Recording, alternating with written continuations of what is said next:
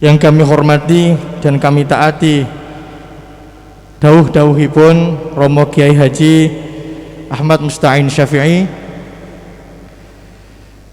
kepada para masyayikh pesantren Tebu Ireng, para dzurriyah, para pengurus, dan juga para asatidz dan juga santri, wabil khusus yang hadir dalam majelis ini maupun yang hadir melalui via Zoom meeting.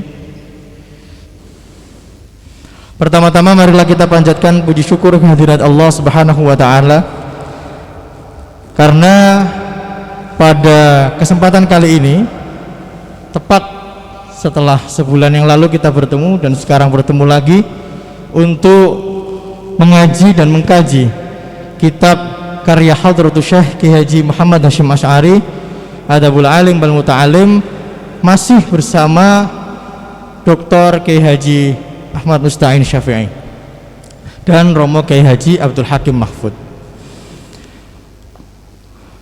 Salawat serta salam tetap tercurah limpahkan kepada baginda agung Muhammad sallallahu alaihi wasallam, yang mana atas tuntunan-tuntunan beliaulah kita mampu hingga saat ini masih dalam iman, Islam dan juga ihsan.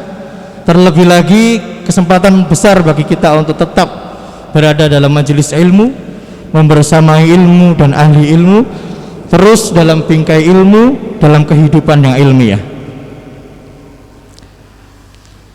Terima kasih kami ucapkan kepada para petugas dan juga para kru dari Tebu Ireng Institute for Islamic Studies, nama baru barangkali, dan juga dari seluruh pengurus yang ada dan juga yang hadir di sini untuk terus menyemarakkan pengajian ini agar rutin dan istiqomah dilaksanakan setiap akhir bulan, minggu Ahad akhir bulan.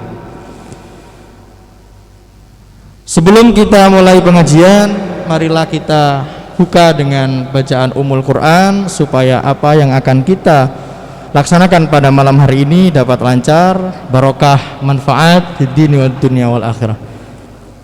Al-hadini wa ala kulli syai'in. Al-Fatihah.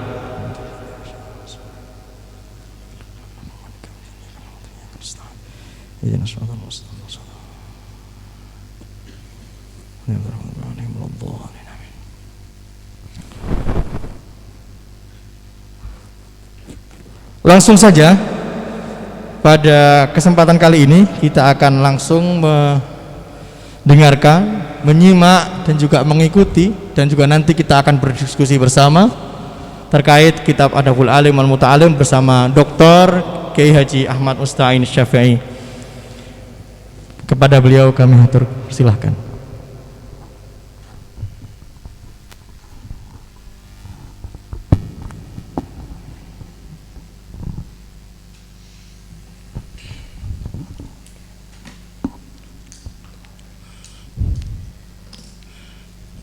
إلى حضرة النبي المصطفى محمد صلى الله عليه وسلم وآله وصحبه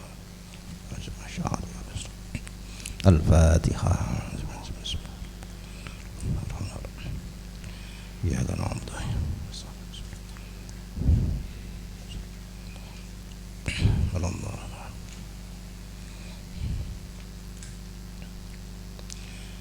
بسم الله الرحمن الرحيم.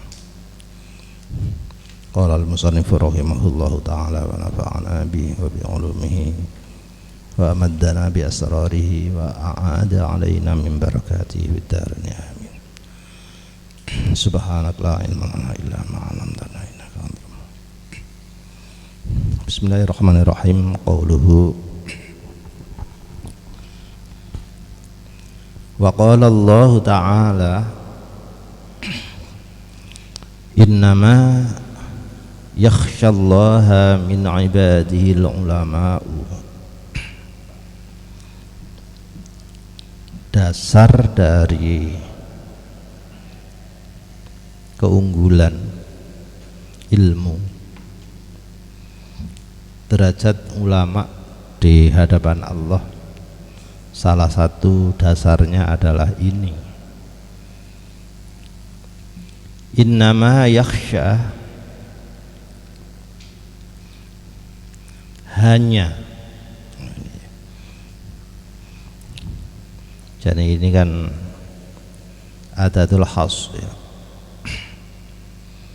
Sesungguhnya hanya yang yakhsha khasyah Allah ing Gusti Allah min ibadihi min ibadillah yakhsha sapa al ulama'u. Kira-kira terjemahannya ngene iki. Sesungguhnya hamba Allah yang top, yang paling bisa top berkhasyah kepada Allah itu hanya yang ulama. Jadi sering saya mendengar terjemahan ayat ini hanya sesungguhnya saja, tidak diungkap makna hasrnya. Meskipun inna yang gandeng ma itu menjadi mulghah, tidak beramal kalau masuk ya. Dipakai kata khasyah ini karena orientasinya kepada objek keilmuan. Jadi begini, terma filologis dalam bahasa Arab itu ada khauf, kemudian khauf ini menjadi pangkal dari sebuah ketakwaan. Ini khauf itu aslinya khauf. Bila proyeksi khauf ini kepada keilmuan, ilmu, maka khauf itu menjadi khasyah, takut secara umum itu khauf. Nanti kalau ekspresi khauf ini di backup, dikuatkan dengan keilmuan ini, maka khauf itu namanya khasyah. Maka matching sekali antara ulama dengan kata khasyah di sini. Tapi kalau khauf itu ekspresinya ke amal, hanya amal saja, tidak ada dasar keilmuan, itu rohbah.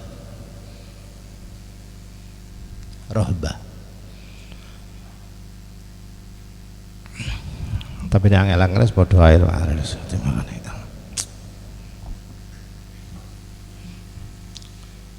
Sisi lain, khauf itu bisa dipakai untuk di dunia nyata, seperti orang takut tapi yang ditakuti itu physically, itu khauf. Saya takut macan, macane itu dilihat itu loh, itu. Tapi kalau ketakutan ini sampai mendarah mendaging, bergetar seperti senar getar kerasa, itu tingkatan tertinggi, itu khasyah. Nah, sing gak enak mana ini, Hadratus Syekh ini mengedepankan sifat Allah di sektor kekhasyahan. Itu artinya berhati-hati itu lebih penting. Berhati-hati jangan sampai jatuh ke maksiat, itu lebih penting dibanding dengan berpoin amal poin amal pahala.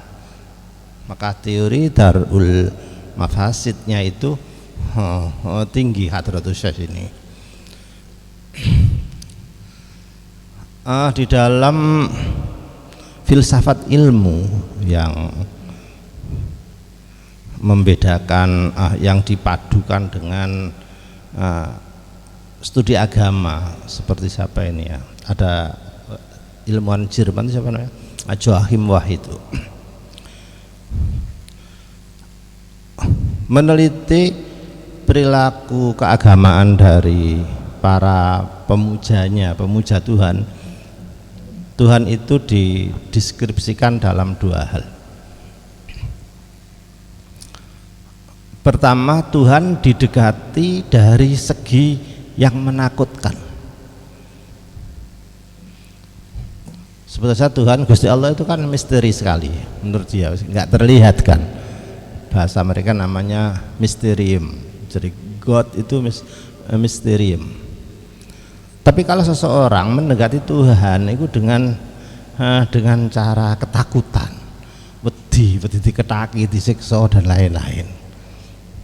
Anjine sifatnya Gusti Allah ngono e. Syadidul azab, syadidul iqab. Al-asmaul husna bi al-muntaqim. Loh, serem-serem.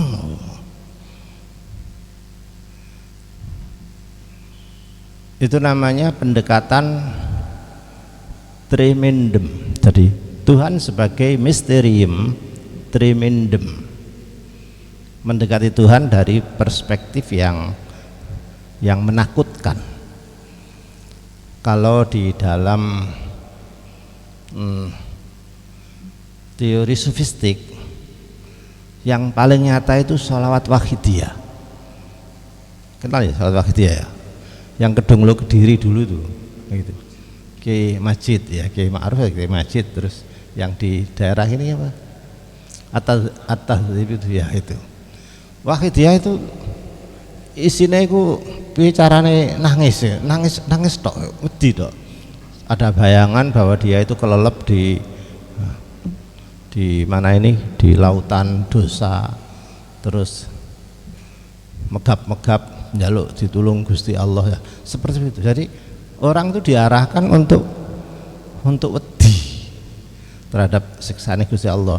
Makanya gadis yang mengikuti salat wahidiyah itu tampilannya itu tidak glowing, jadi keweden gitu loh.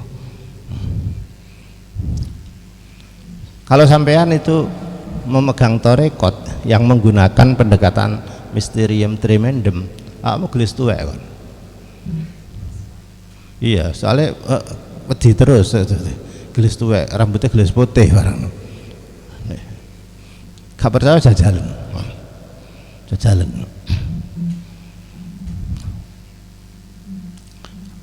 Dua, Gusti Allah ini didekati dengan sifat welase, sifat bagusnya, memaaf. Ada Ar-Rahman, ada Al-Ghafur. Mana ya? Wah, sing Al-Halim, sembarang. Jika persepsi seorang abid mendekati Tuhan ini dari sisi asihnya, kasihnya, mereka menyebut Tuhan itu mysterium fascinosum. Fascinosum tulisannya itu bahasa Jerman ya. Ya karena di Al-Asmaul Husna seperti itu. Makanya jangan heran apabila sampai membaca kitab itu sing gak wedi neraka blas. Dosa cilik-cilik gampang dibutuhni lokro kabeh loh. Ada nggak gitu tuh ya? Jadi dosa ngene-ngene semari maksiat gitu. Engko wudu wis lokro kabeh dosae mata melihat, dosae tangan ngemok-ngemok dan lain-lain itu wis. Tapi jangan nemen-nemen. Nek farji engko terus engko dikorai wis ilang kabeh terus ngono ya janganlah. Tapi itu kan pendekatan terhadap Tuhan melalui jalur rahmat tadi. Maka ya kayak awakan begini ini kan paling enak ya sing enak-enak lah. Gusti Allah itu di sopo saja lah itu saya. Welas asih aja. Tapi walaupun gak oleh ndelotok nemen-nemen kan gitu. Itu. Enak loh. Katanya yang berbuat maksiat itu nggak ditulis dulu, ditunggu sampai 6 jam setengah hari. Nek sawangane ada ilinge istighfar gak sido. Itu kan meringankan tugasnya malaikat atid, nggak jadi kan gitu. Kalau berbuat baik baru niat saja itu ada 1 poin kan. Itu kan saya ngerahmati Gusti Allah. Makanya kita mengaji kitab Hadratus Syekh ini kan, aduh, awan oleh ilmu sak piro sih, tapi sing oleh punjul-punjulane tadi loh sing yang kita harapkan ini.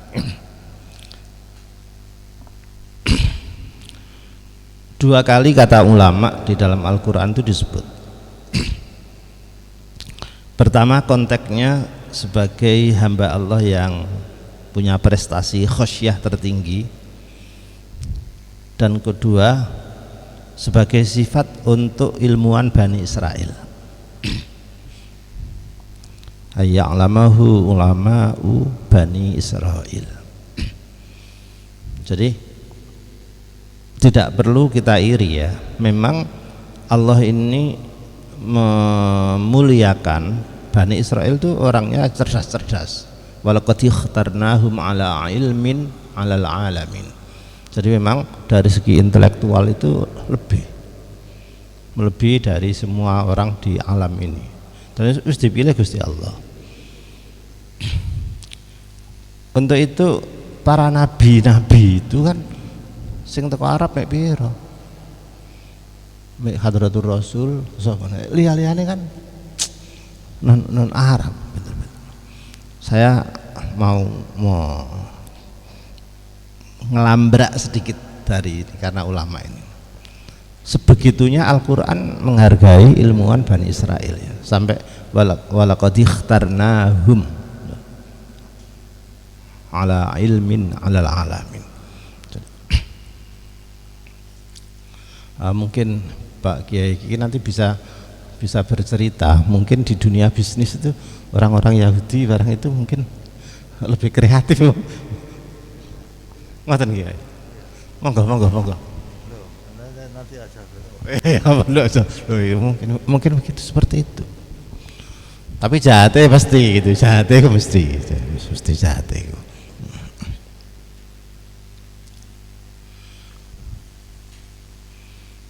Nabiullah Musa alaihi salatu wassalam itu yang dihadapi ini kaum elitis, satu sosok kekuatan besar dengan kekuasaannya segala-galanya itu Fir'aun tuh duwe kabeh pileknya gak tahu, makanya sampai menobatkan dirinya sebagai Tuhan tertinggi, ana rabbukumul a'la, itu saking kebacute ya. Ya memang seperti itu. Saking primanya,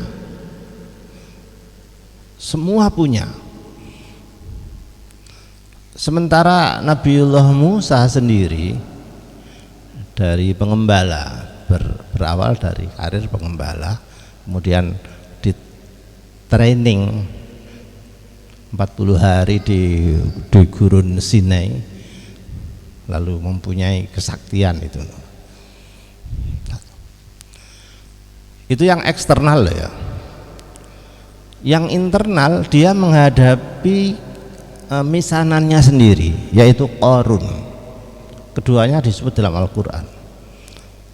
Qarun ini secara fisikly jauh lebih bagus dibanding Nabi Musa. Gantenge, gagahe, pintere, pinter emang. Bukan Nabi tapi pinter.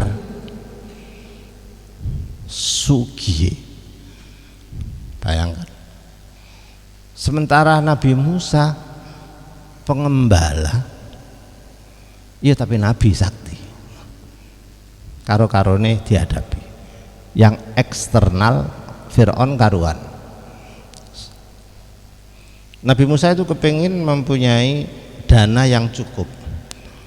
Biarlah umatnya ini tidak mudah diserap oleh Fir'aun, oleh Qarun.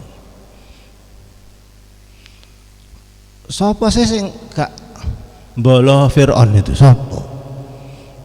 Masyarakat itu didanai terus, subsidi BLT gede-gedean itu loh. UMKM gak UMKM tok, UMKM gede barang itu. Sampai Nabi Musa protes kepada Tuhan, Rabbana innaka ataita fir'auna wa mala'ahu zinatan wa amwalan fil hayatid dunya. Sampeyan kepiye sih pangeran? Aku kirina wengi ngaji mendakwai ngene-ngene rono-rono sepedahan untel nggawa beat paling Fir'aun kayak gitu. Nah terus karepmu piye? Rabbana tu'mis ala amwalihim, habisi aja hartanya biar tidak mengganggu dakwah saya. Akhirnya piye hukumnya? Mendoakan habisnya bondoe wong muslim yang jahat. Menurut ayat ini boleh. Ya carane sih kono di pabrik, mungkin di pabrik saingan. Ya piye carane kono hancur? Nek iso bersaing secara fair, nek gak iso dihancurno. Ya diwacakno apa-apa dipendemi apa nah ya ajur dhewe ya. Perkara gampang serana Mas Roziki lah ya wis. Delok nol kuburan ngene terus diencepno terus mbuh diwacakno Rabbana tumis mbok apa kan sampai sebegitunya. Ini Musa mulai temperamental nih, mulai gak begitu kerasan menjadi ustadz dia. maunya menjadi konglomerat karena dia ustadz. Bayangkan Rabbana tumis ala amwalihim, nilai khosyahnya wes ya iki ya ngono ganti kan, ganti menghadapi internal misalnya dewi Qarun ini dengan kecerdasannya waktu itu kalau bisa saya jelaskan itu kira-kira mempunyai keterampilan yang sangat tinggi termasuk dalam dunia logam percampuran emas, kemasan lah, kemasan sampai kaya di zakate zakat apa iki duduk teko hasil ngene-ngene iki lho qala innama utituhu ala ilmin indi, iki lho hasil intelektual saya sendiri loh, mengakui gitu, diakui dewi. Ya sudah ya ngaji bareng, ngaji gini-gini loh. Sama dengan Fir'aun. Qarun membuat kafe di hadapan padepokan Nabi Musa. Piye carane? Kene ana apa jenenge padepokan pesantren cilik, kono gawe hall gede kafe, pintune didepno iku emas, pintune iku emas. Sing rono gelem cangkruan gratis kabeh. Piye carane?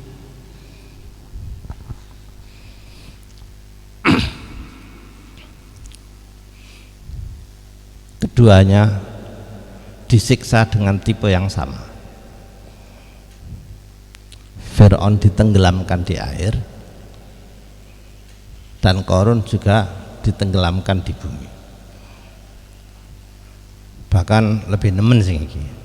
Fa khasafna bihi wa bidarihil ard. Habis. Makanya sing nemu barang peneman dianggap nemu harta karun barang gitu kan gitu. Iku piye ceritane kok harta karun iku. Nah, begitu masuk di syariahnya Hadratur Rasul maka dianggap rikas, terkena zakat kan itu. Jadi Islam Di Islam ini lebih hebat lagi. Ini kata wates sih gak mari-mari mulai sak baris tok iki kok. Wa qala Allah Ta'ala innal ladzina amanu wa 'amilus solihati ulaika alladzina amanu wa 'amilus solihati hum ulaik iku khairul bariyah, sebagus-bagusnya makhluknya Allah. Dawuh iki ila qaulihi terusno sampai dawuh Gusti Allah Ta'ala dzalika utawi mengkono kabeh yaitu sing khairul bariyah. Jarene nek ngrujukno dzalika nek ado boleh diambil bagian akhir saja, boleh, atau boleh dari awal saja. Yang ketiga boleh dimasdarkan dengan ngarang sendiri secara simpel. Wes pilih sakarepe sampean lah wes. Dzalika liman khasyia, yang khasyia lagi rabbahu rabbaiman dengan statement dzalik alladzina amanu, seterusnya tadi itu liman khasyia rabbahu faqtadot, mongko memberi pengertian apa al ayatani, dua ayat di atas, yakhsyallaha dan innal ladzina amanu annal ulama'a hum al ulama iku alladzina yakhshawna, yang khasyia. Ini bahasa Indonesia tidak bisa mewakili ya. Khasyia ya takut, takwa ya takut, khofa ya takut, rahab ya takut. Jadi Indonesia namanya terjemah itu nggak bisa mewakili. Ya sebab nambah enak takut ngono ae. Walladzina yakhshawna wong yakhshawna alladzi yakhshawna sapa alladzina Allahum iku khairul bariyati fayuntiju. Nah, berarti ini premisnya baik mayor di atas dan premis minor setelahnya akan menimbulkan natijah ini. Fayuntiju mongko melahirkan kesimpulan, menyimpulkan yang dari qaul tadi itu annal ulama saat temani al ulama hum al ulama iku khairul bariyah. Jadi khairul bariyah adalah ulama, ulama adalah khairul bariyah. Nah, jadi qadiyah kubro dan sughronya tadi itu dibuang tengahnya, ganti menjadi natijah. Di alih aku jangan ilmu mantek ta? Nggak ada. Iya. Kalau di ini di FAI ada nggak logika saintifik itu? Ini yang kuliah S1.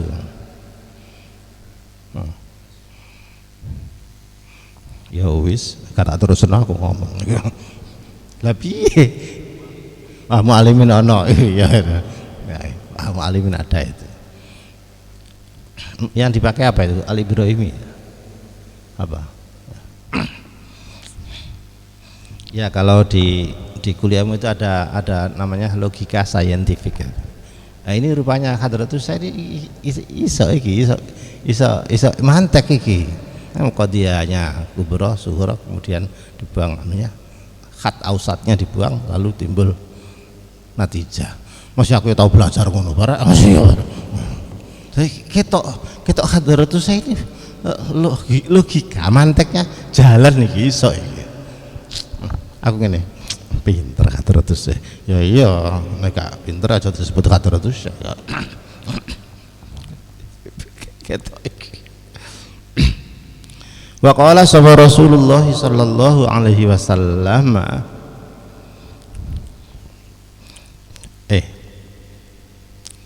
nek arek tebu ireng nek maca selawat iku sallallahu, aja sallallahu, aja ngono lah desa lam fathah la.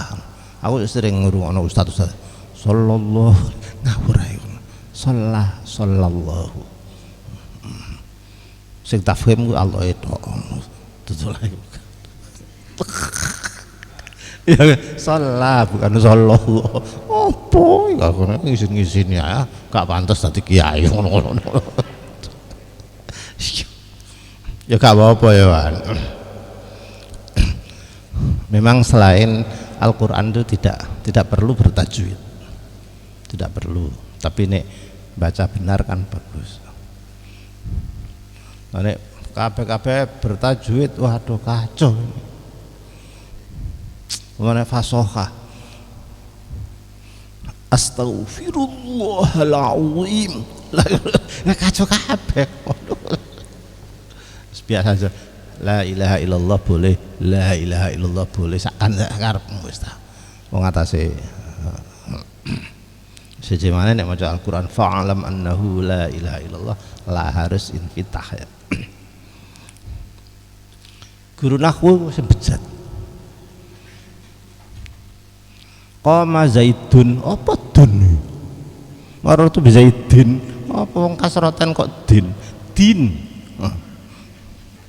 Dun qama Zaidun mau duduk Quran ya gak apa-apa lah ya iku sing becak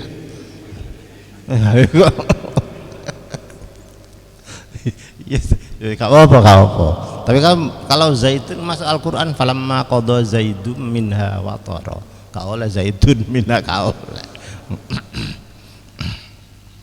satu-satunya sahabat yang namanya disebut dalam Al-Quran ya Zaid bin Harisah itu.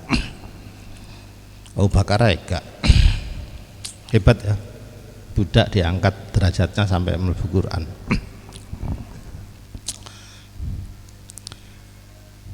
May yuridillahu bihi khairan, man utai sapane wong iku yurid menghendaki sapa Allah Gusti Allah bihi kelawan man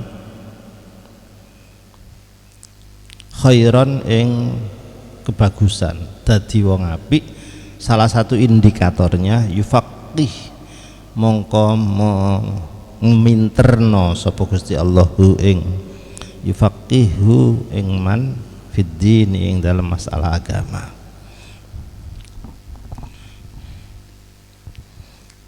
Menurut tahqiq, nah ini tahqiq Adabul Alim yang dibuat konco-konco di Ma'had Ali, hadis ini sahih,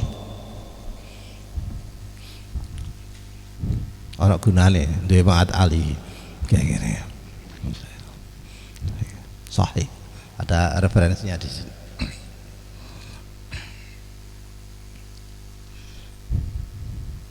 Wa qala sallallahu alaihi wasallam al ulama'u iku warasatul anbiya'i, jamak taksir ya, pira-pira pewarise pira-pira nabi.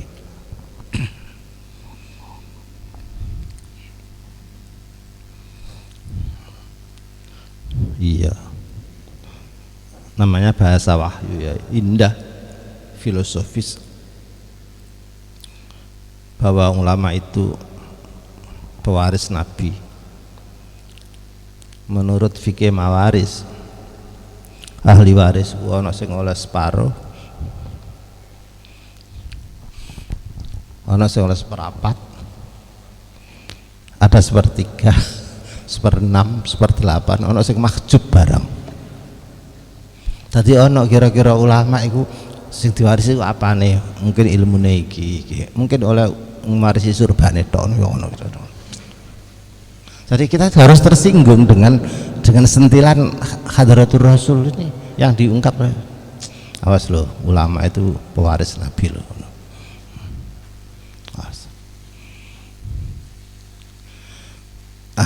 Lah sing oleh asobah, oleh bak, oleh keren-keren sisa iki medeni.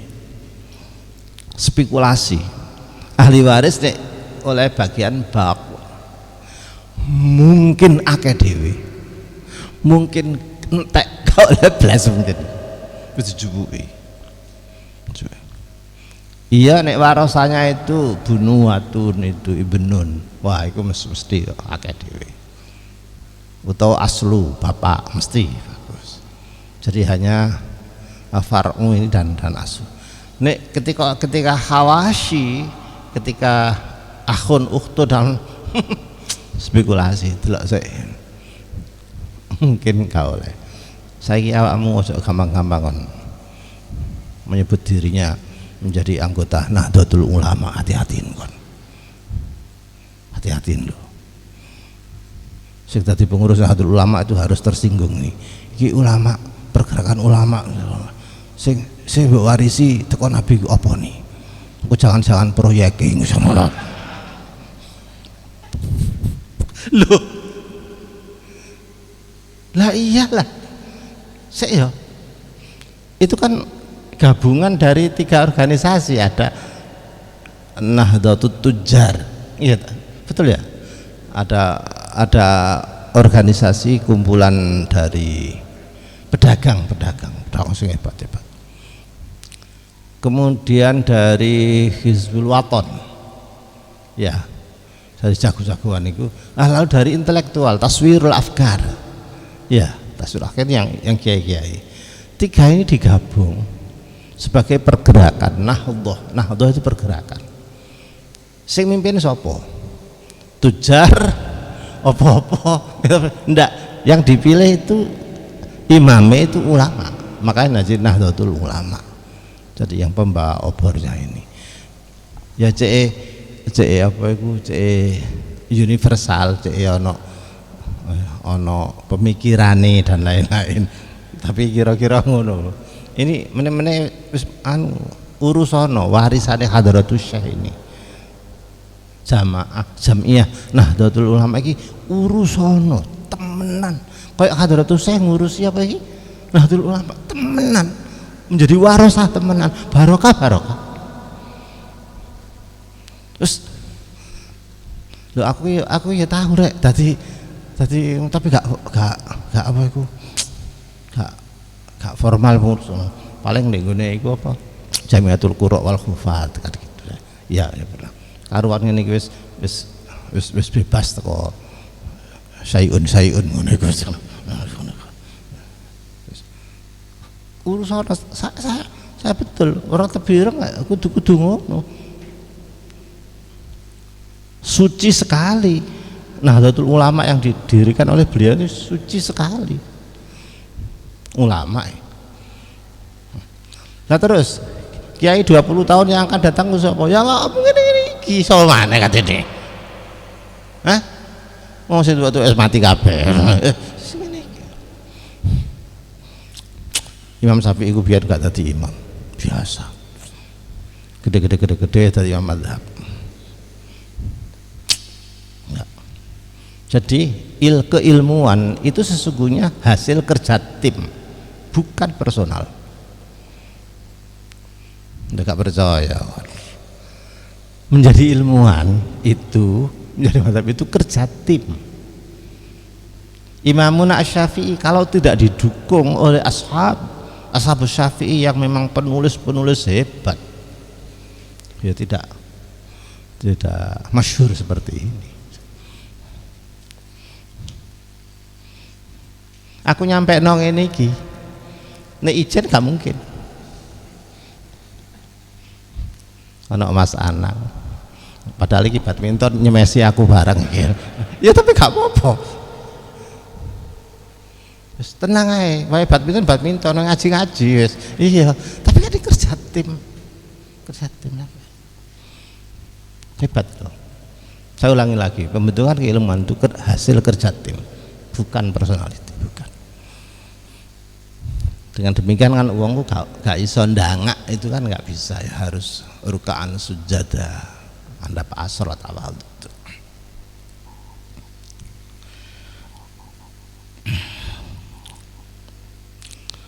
Apakah ad-din itu? Nah ini persoalannya. Yufaqihu fid-din itu ini akan menjadi syarah yang monopoli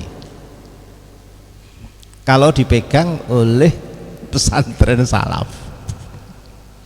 Pokoknya sing pinter-pinter maca kitab, sing ngene-ngene ya iku sing marisi Nabi, sing dikendaki Gusti Allah apik ya sing pinter-pinter agama.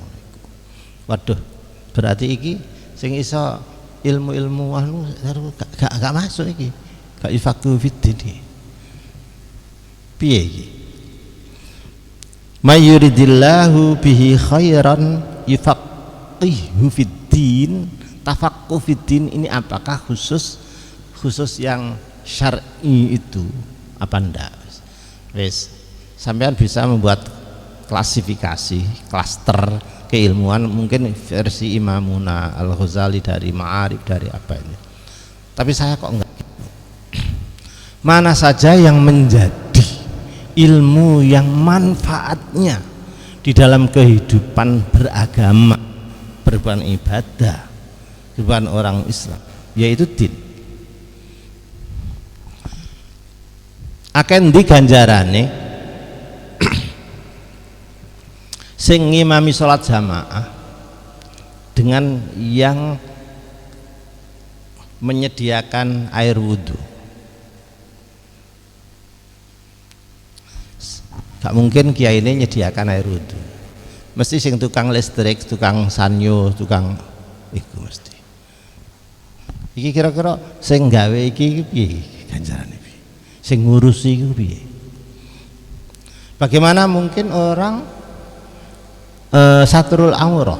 Bagaimana dalam sholat satrul aurah bisa? Kalau tidak ada teknologi tekstil gimana? Sampean katanya nutupi aurat kayak godong jati ngono ta, dibitingi ngono ta. Maka dibutuhkan sarjana tekstil. Dulu Imamuna Abu Hanifah yang eksportir tekstil itu, dan Imamuna Sufyan Ats-Tsauri kan parfumnya itu hebat sekali.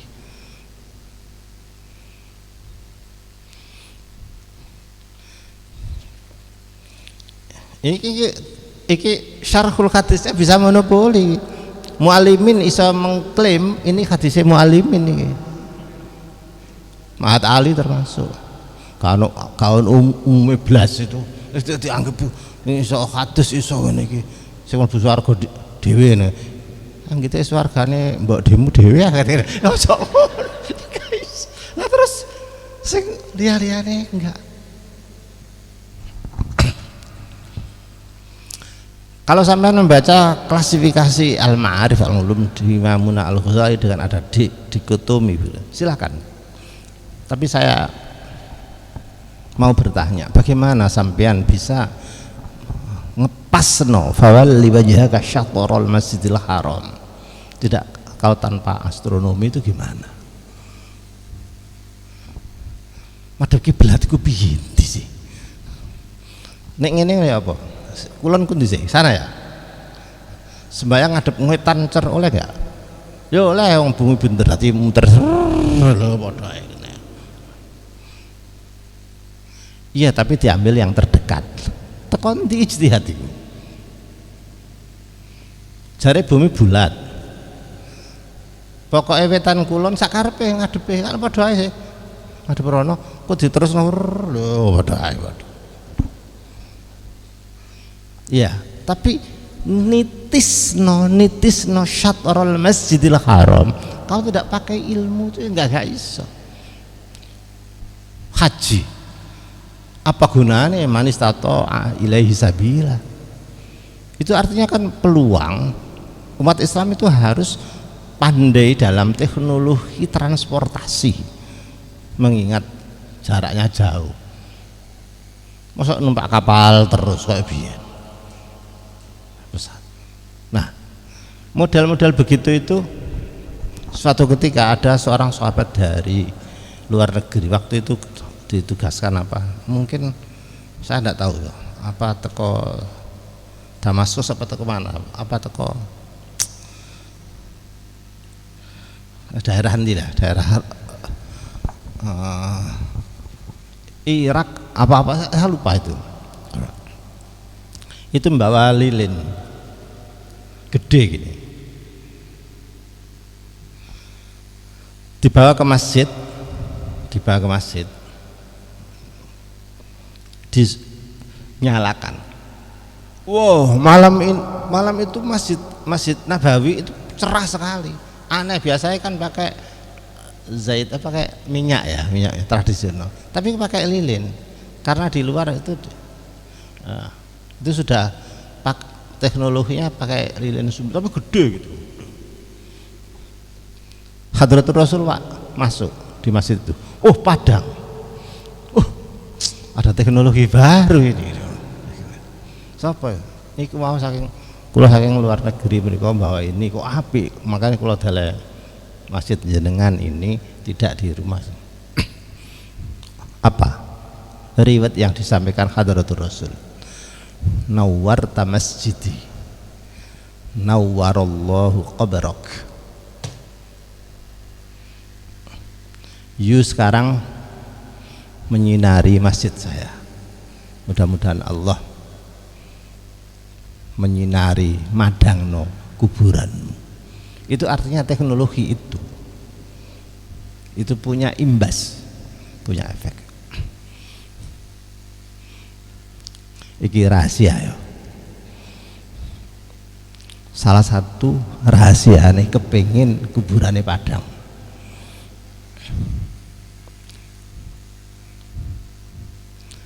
Nek sedekah nek masjid isian ana rekening listrik.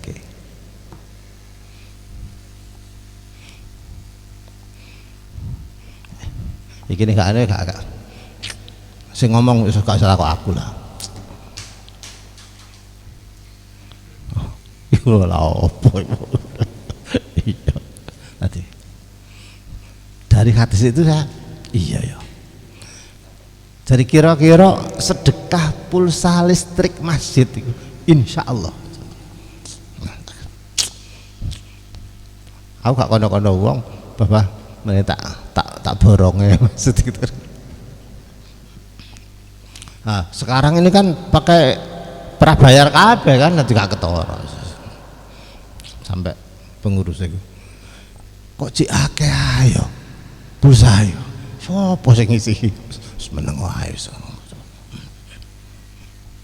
Nawwarta masjidi nawwarallahu qabrak. Itu artinya efek teknologi yang makanya fiddin ini saya memilih yang agak luas lah. Saya jajal angel ndi sih ilmu nahwu dibanding astronomi ku angel ndi sih?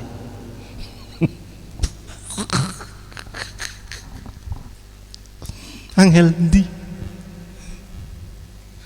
Oh, hitungane jelimet iki matematika tuh. Derajat ngene barang aduh. Pilot itu nek gak cerdas gak iso diterima kata tadi. Tapi nek sing rada goblok-goblok belajar nahwu iso. Lho, gak percaya kan? Nek gak sakit gak terima. Hati pilot ya. Wah. Ngitung tepat.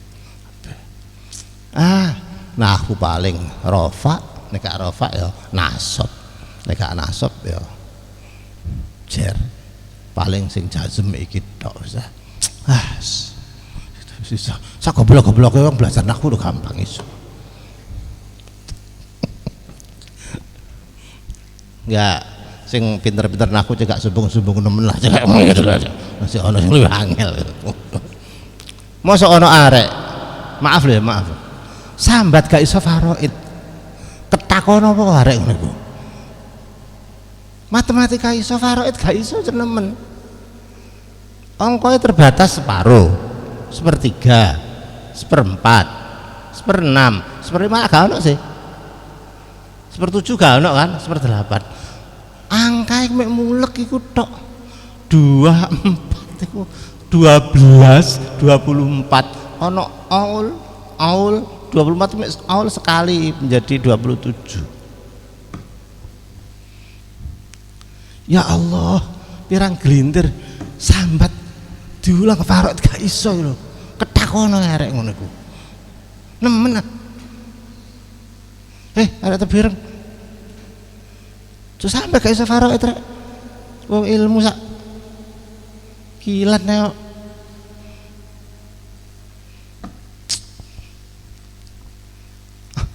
ilmu sing paling gampang karo nglindur iso ya faraid iku. Seje karo usul fikih leran kok alah faraid siam iki kira mari gue asal masalah nek gak aduh nek gak 8 12 6 4 iku tok. Dong lo gak iso lho. Saya kira bukan nggak mampu, nggak mau aja. Tapi elek loh ya. Dadi kiai gak iso faraid itu elek loh. Yakin elek. Oh malah dadi kiai tulisannya elek. Iku dukun niku sono. Lha iya. Makane aku ngene imlak kudu. Gitu. Hadratus saya ini hebat ini apa? Wa hasbuk nyukupi ing sira bihadhi darajati apane majdan wa fakhra.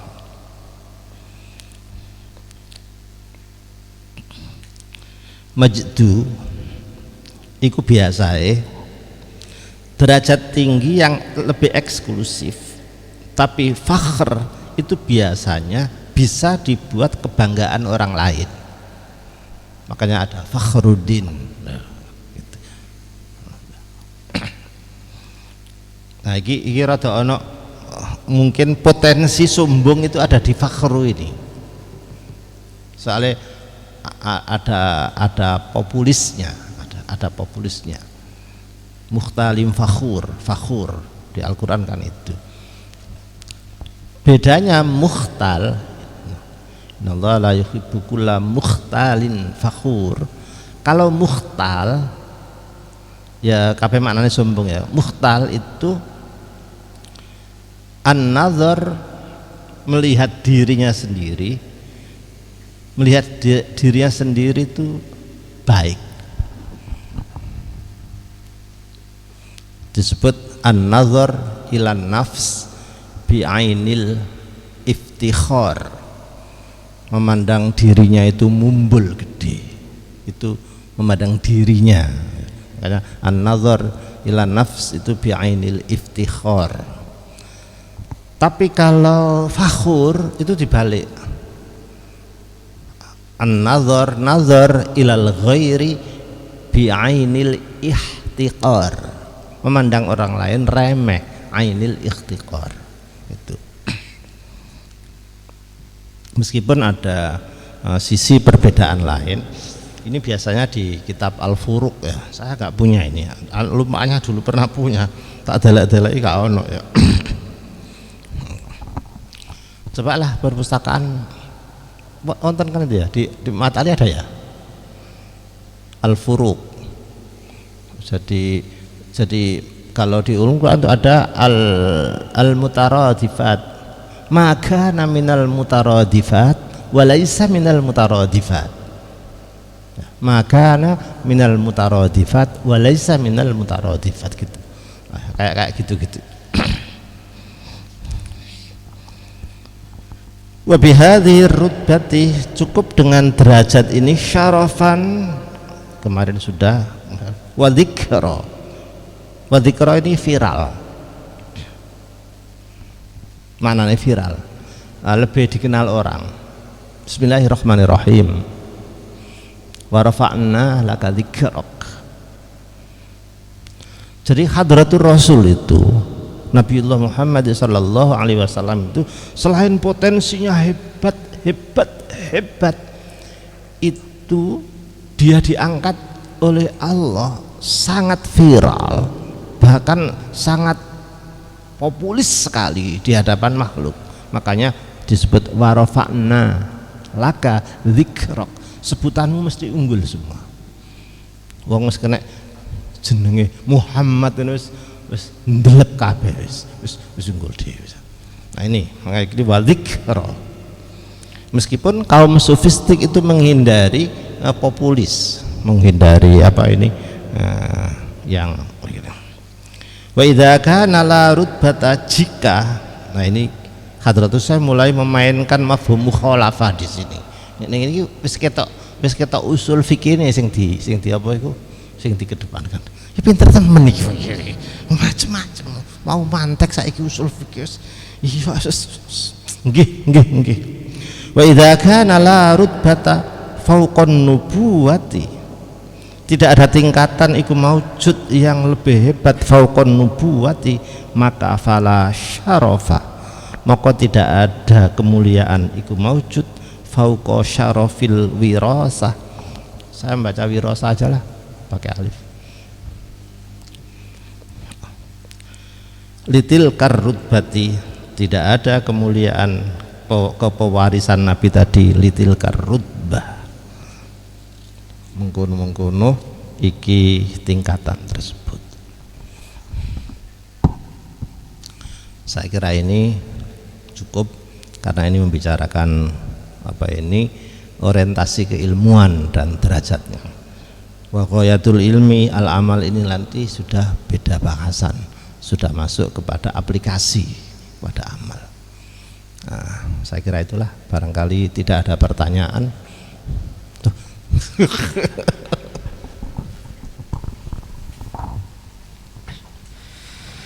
Terima kasih kami sampaikan kepada Romo Kiai Mustain. Sangat menarik sekali bahwa di sini tadi disebutkan bahwa ulama, kemudian ada khairul bariyah, kemudian ada perbedaan antara fakhr dengan majid, kemudian ada juga bagaimana orientasi kita sebagai pelajar dalam menuntut ilmu sesuai dengan apa yang disampaikan oleh Hadratus Syekh. Sesuai dengan apa yang komitmen yang kita sampaikan bulan lalu, bahwa prioritas untuk pertemuan kali ini akan kita berikan kepada yang berada di Zoom, karena waktu bulan lalu kita sudah prioritas teman-teman yang hadir di sini. Barangkali teman-teman yang ada di Zoom mungkin ada pertanyaan atau ada pemantik diskusi yang ingin disampaikan.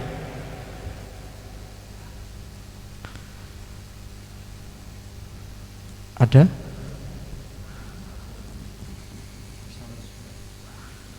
Samsul siapa?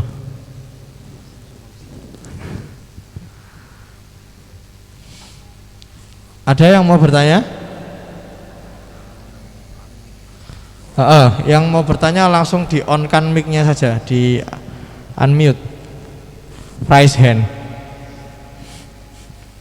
angkat tangan. Bukan angkat tangan ya, kalau angkat tangan kayak ditodong polisi.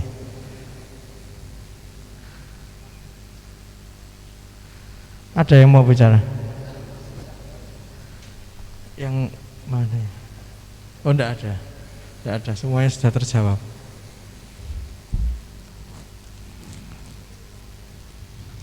Ya sudah, mungkin masih berpikir pertanyaan apa yang akan mau disampaikan, mungkin yang dari sini dulu deh. Monggo.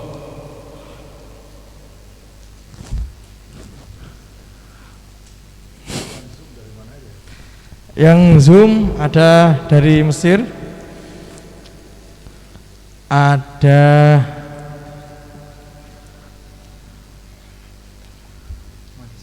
Malaysia ada Malaysia.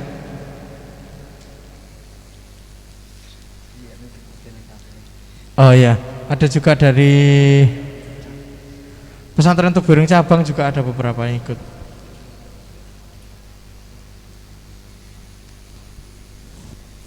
Bagaimana yang di Zoom maupun yang ada di sini? Ada yang bertanya? Oh, oke, monggo, Mas Wulida Rafiq. Wulida dilahirkan. Falyatafaddal, Mas.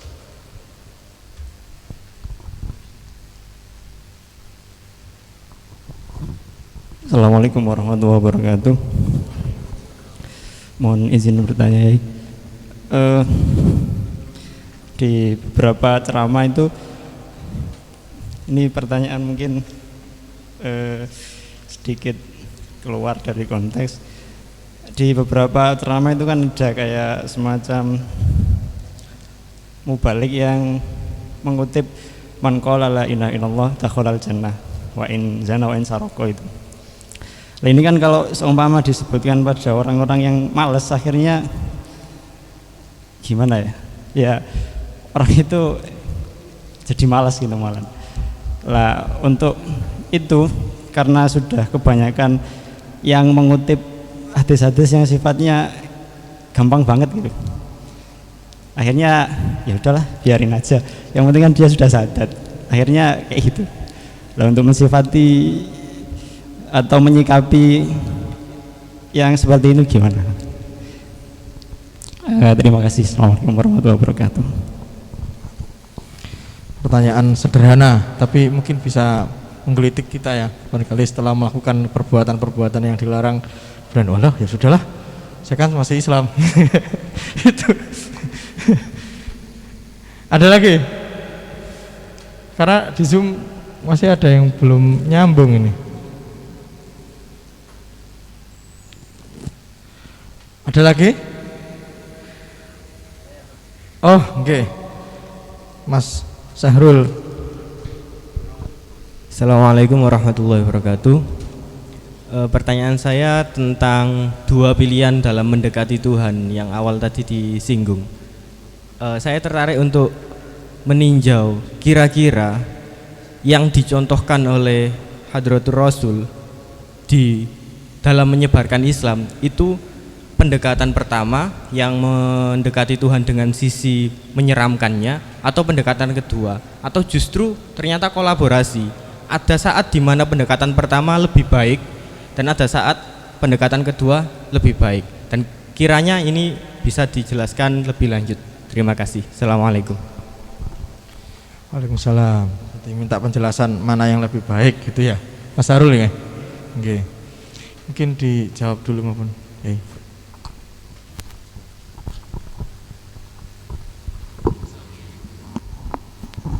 Iya, sampean sudah tahu jawabannya.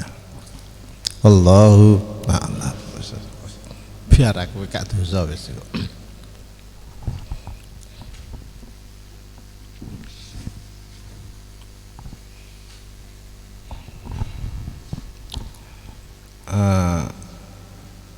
Juru bicara Tuhan, pendakwa, mubalek itu harus punya second knowledge, harus punya ilmu kedua. Ilmu kedua inilah yang disebut bijak, karena tidak semua barang benar itu bisa disampaikan. Masih ada menunggu piranti-piranti. Pertanyaan ini punya kemiripan. Yang satu itu teoritis, bagaimana materi yang tremendum atau yang Vaskinism. Salah satu contoh yang Vaskinism yaitu tadi itu man qala la ilaha illallah dakhalal jannah tadi itu. Bagaimana ini orang Ma'at Ali mentasheh hadis ini sahih ya? Wis anggap sahih aja.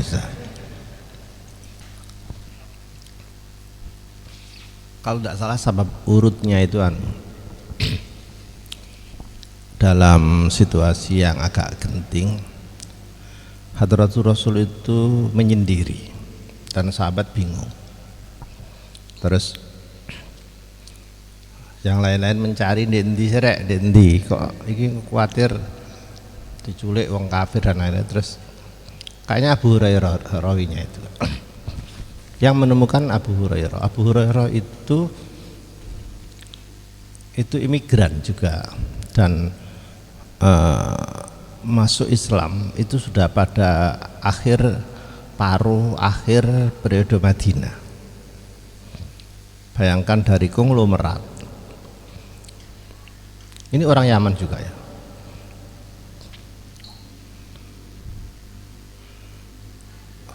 Apa? Irak ya. Ke Madinah masuk Islam itu totalitas gak sanggup apa-apa. Tapi mengaji ke Hadratul Rasul itu sekitar 3 tahunan dan bisa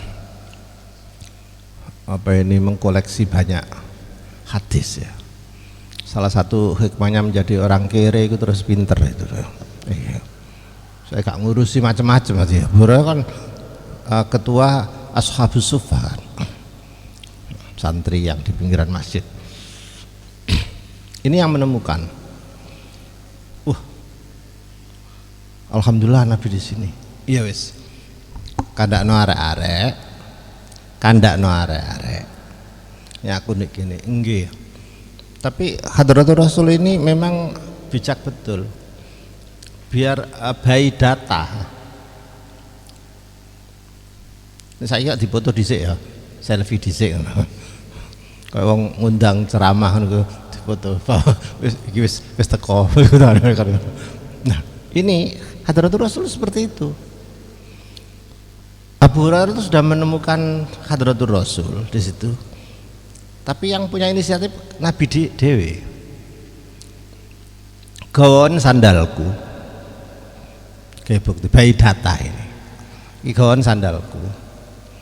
Terus dikasih statement, man qala la ilaha illallah dakhalal jannah itu. Jadi iki dalile lembaga itu boleh bagus mengeluarkan ijazah sebagai tanda akhir studi tadi itu. Ijazah itu ada bukti wis menemukan Nabi, wis tahu mondok itu bireng tamat aliyah loh. Jadi ada ijazah itu. Kita dalile ijazah ini. Makanya saya gak tahu foto bareng Gus Kikin diragukan santri itu ya.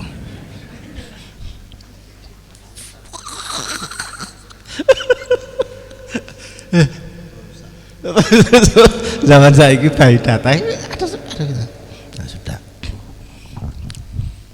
Jadi ada bukti fisik dan ada bukti akademik di situ. Man qala la ilaha illallah. Oh iya.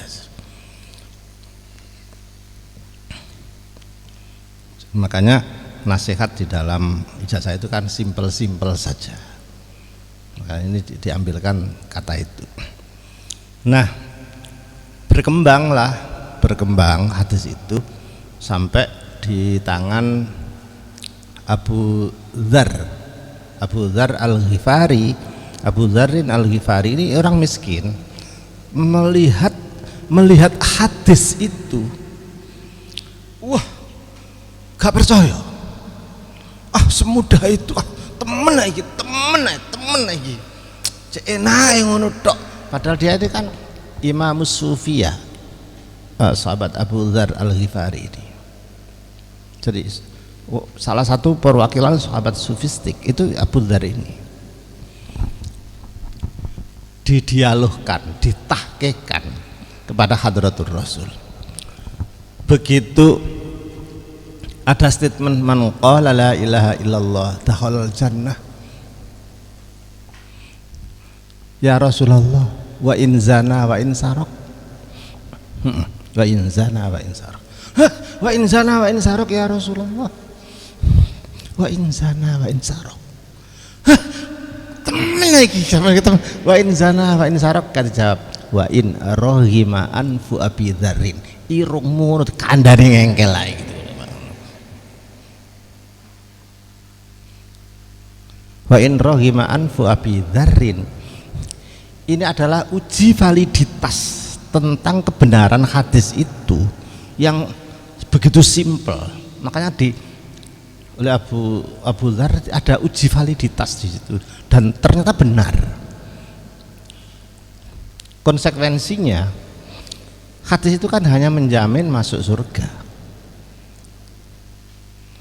Karena memang kuncine swarga ya la ilaha illallah itu. Wis dadi pujiane langgar-langgar desa iku. Ya kuncine swarga. Lah iku kuncine. Tapi orang mau ke swarga itu kan lewat neraka dhisik. Tidak ada jaminan selamat dari neraka.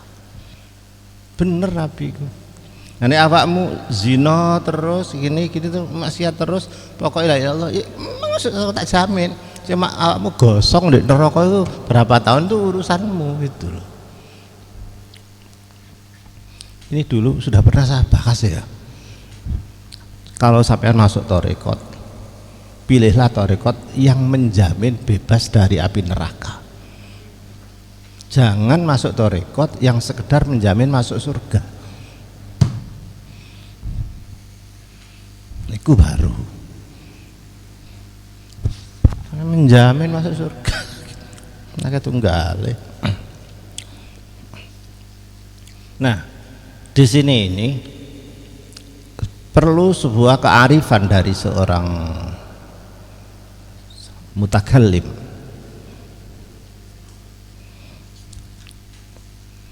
Ini adabul alim, ini termasuk mengatur kecerdasan ilqa, kecerdasan berfatwa. Adabnya ini. Sandingan buku ini yang dulu disebut Adabus Sami, Tazkiratus Sami wal Mutakallim, ya. Tazkiratus Sami, santri wal Mutakallim. Jadi ekspresi ini Imamuna Badruddin Ibnu Jamaah Al-Kinani, ya. Ya, Pak Rozki kemarin tapi kurang tak buka itu. Jadi ada syarah Tazkiratus Sami itu. Apa? Oh, muhadarah, ya. Iyalah. Itu jadi referensi untuk pentahkikan ulang kitab ini, bagus ini, ya, itu caranya itu. Ya. Wah, pegawaian mana ya. Memang ilmu itu begitu kok. Begitu. Makanya Tazkiratus Sami wal Mutakallim, ngatur mutakallim ini gak sembarangan. Kapan orang ini diberi materi-materi yang bersifat faskinism, bersifat targhib apa ya, nyenengno wong, targhib nyenengno wong. Seperti orang yang sedang tenggelam dalam kemaksiatan, tidak boleh dikasih tarhib atau fas tremendum, mysterium tremendum. Itu bagi orang yang tingkatannya sudah tinggi, agar hati-hati. Tapi bagi orang yang pemula, yang mudhnib, mujrim, ya menggunakan pendekatan mysterium faskinosum tadi itu. Coba bayangkan, Al-Quran sama. Nah, ini briefing Allah terhadap Nabi kita, memberi fatwa pada orang-orang yang tenggelam dalam dosanya tadi itu. Hai Muhammad, omongono arek-arek, kul ya ibadiyalladzina asrafu ala anfusihim. Loh, bayangkan, hei kawulaku, hambaku, asrafu ala anfusihim, sing dosane itu kebacut. Asrafu ala anfusihim itu kebacut dosa, kebacut wis entek pisan, ireng ges wis. La taqnatu mir rahmatillah. Kalau putus asa, setenggelam apapun, la taqnatu mir rahmatillah. Innallaha yaghfirudz dzunuba jami'a. Makanya aja ngarani dosa musyrik itu gak dosa sepuro, salah. Ono dalile kan, innallaha la yaghfiru ayyushraka bihi. Iya, iku nek musyrik durung ditobati. Nek ditobati ya jami'ah tadi. Itu sandingane, mana yang mansuh atau mana yang jamu. Pokoknya aku gak seneng nasihat lah, wis dijamu saja.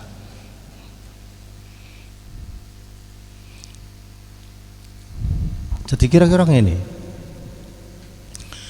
dosa musyrik durung ditobati kok mati, wongnya mati, durung tobat kok mati, walaupun disponsori Nabi tetap gak disepuro. Contohnya pamane pamane Kanjeng Nabi sih. Pamane Kanjeng Nabi itu contoh terdepan kurban toleransi.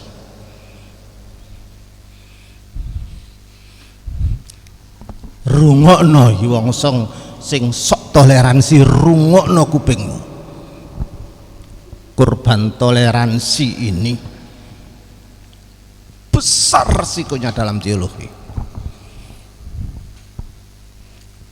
Aku duduk menentang tasamuk tawasul duduk lho, aku nyeritakno teologi lho ya. Engko nang patak ini ki NU tagak sih, kok ngono barang ya iku jenenge a priori rek aja ngono ah.